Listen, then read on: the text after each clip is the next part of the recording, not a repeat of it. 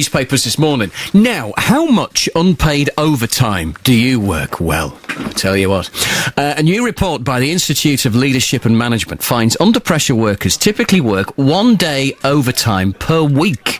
The survey shows that 65% of people feel under pressure to work extra hours, and 9 out of 10 work over and above their contracted hours each week. Does that sound like you? Well, Justin Madders is the employment lawyer from Walker Union in Preston. He's with us this morning. Good morning, Justin. Good morning. People do generally work over their hours, don't they? That's kind of nothing new, is it?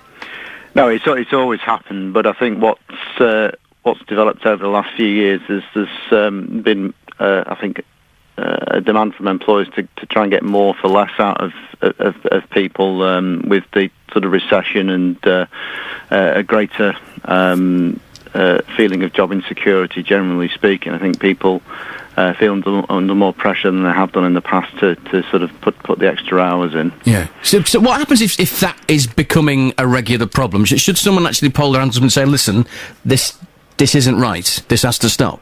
Yeah, absolutely. I mean, I think most people will take a pride in what they do and will go the extra mile to sort of get the job done. But when that becomes a sort of regular part of the working week and you have to sort of do extra hours just to get the basic task done, then you know you're in a position where really you've probably got too much work, and that's when mistakes get made, and of course they can come back to haunt you. And lots of people do a little bit of work over the weekend because, people have laptops or they've got the phones that they can get emails on, things like that. And what about the rules when it comes to things like that?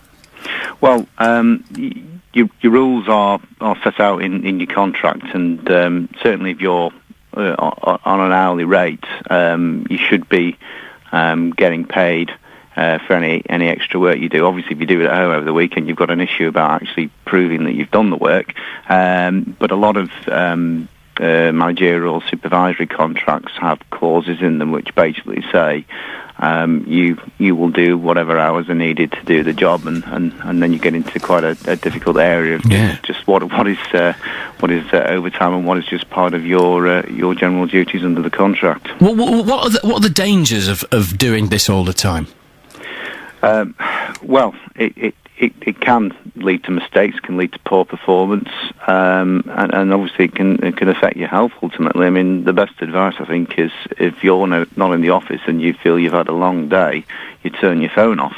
You put your out of office on your email, so there's no expectation that you'll get an immediate response. And of course, the irony is at the other end of the spectrum, we've got thousands of people on 0-hour contracts who can't get enough work. So there's definitely a need, I think, to rebalance the working relationship at the moment.